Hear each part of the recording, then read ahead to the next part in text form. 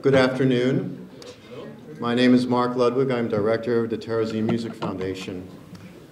This is an extraordinary day ahead for all of us. And I just want to look back. Last month, probably some of you were at the very same event I was at. This was at Temple Israel.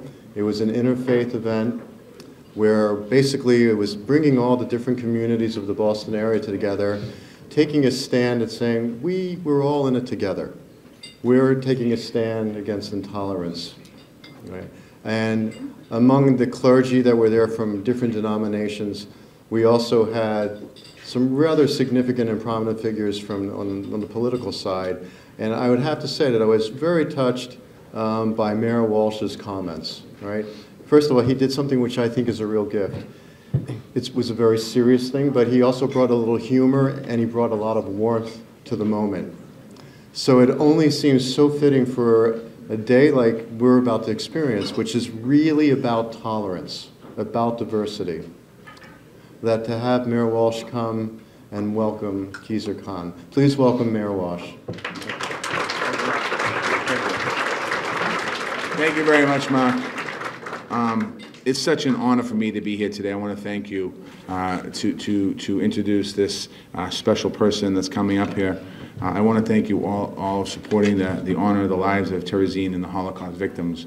And I want to congratulate you, Mr. Khan, on winning your recognition tonight. I had the great honor, as many of us did, to hear this man's speech at the Democratic National Convention. And when he spoke, we should clap for that because it was incredible.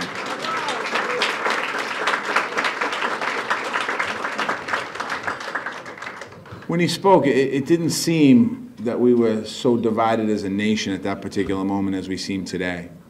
And his words certainly rang out at the convention and certainly do every single day. His message is important for us to guide us through very difficult times. I know that he's going to be up here in a minute, talk a little bit about Charlottesville. But what happened in Charlottesville and then the response the next week, a couple weeks later in Boston, Massachusetts, with the rally coming here, in the way that Boston stood up against hate and really spoke about love and tolerance. We've seen vandalism at the Holocaust Memorial here in Boston twice in the last several months in the city, something that we hadn't seen since the memorial was built.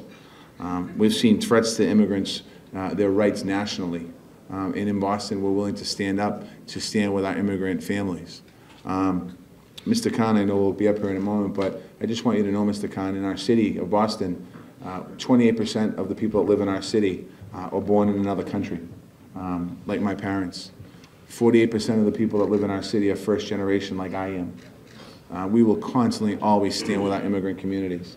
When you think about what's happening in the city of Boston today, and the attacks that are happening all over the place and so many different people, it's important for us to stand up and continue to push love, push tolerance, fight against hatred, fight against discrimination. That is not what we stand for as a country. And many of us, as we look out this room, many of you in this room, like myself, were either immigrants or sons and daughters of immigrants. And they came to this country not to hate someone else. They came to this country to make a better life. Many of them came to this country to actually send money back home. They didn't come here to get away from anything. They came to send money back home to support their family back home that didn't have anything. And we need to continue to push that message along. It's an honor for me to be up here today to introduce a man who gave an incredible speech to the Americans, something that we will never forget in the city of Boston. A speech that was remarkable from his heart. A speech that we didn't realize at the time how appropriate that speech was or how important that speech was. But Mr. Khan, I want to thank you, congratulate you, and welcome you here to this beautiful city of Boston, Massachusetts.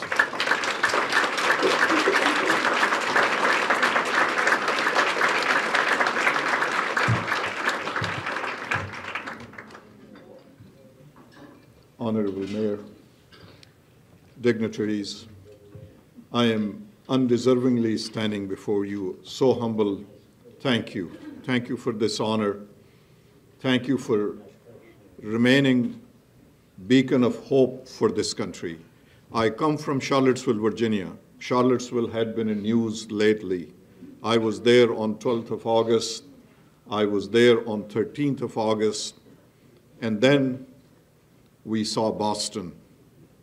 We saw, Your Honor, your leadership of all the dignitaries with amazing, amazing, amazing inspiration and hope. So I come with a message of thanks for your leadership throughout the country. Your stand against intolerance has resonated. Today is my 161st appearance before the community. Wherever I have gone since that unfortunate day in Boston, people have spoken highly of all of you and of Bostonians. That is the way to deal with intolerance. Thank you for the leadership. I am so humbled, so grateful for this honor to be able to stand before you. I came to this country, like many, as our Honorable Mayor said, empty-handed. With your support, with your encouragement, we are on our way to equal dignity. I always remember a letter that was written to us among thousands of letters that came. That one letter stands out, and I never hesitate to mention it, Your Honor. 26 pages, written by a retired Army nurse that served in Second World War in Europe. After telling us her story, this is what she says at the end, and I always remember it. She says, Mr. and Mrs. Khan, please continue to speak. Had more people spoken before Second World War, the atrocities that our Jewish brothers and sisters suffered could have been avoided. Mr. Khan, never be silenced. Continue to speak. Even if you're left alone, continue to speak. It is for that reason, it is with that reminder that we have continued to speak. To our peril, to our discomfort, this message must continue. There is amazing hopefulness among people from coast to coast. Wherever I have spoken, there is concern, but there is faith in our values. Our democracy will survive. Our values will survive. Our pluralism will survive. It has survived in the past. This moment, this time, this dark moment is momentary. I want all of us to hear this. I have heard it personally from community to community to community, how highly they speak of your bravery, of your standing up. People look up to you for courage, for standing up to intolerance. So I am grateful. Thank you for this honor, undeserving on my part, but you have bestowed this respect and this dignity, and I am grateful. Thank you very much.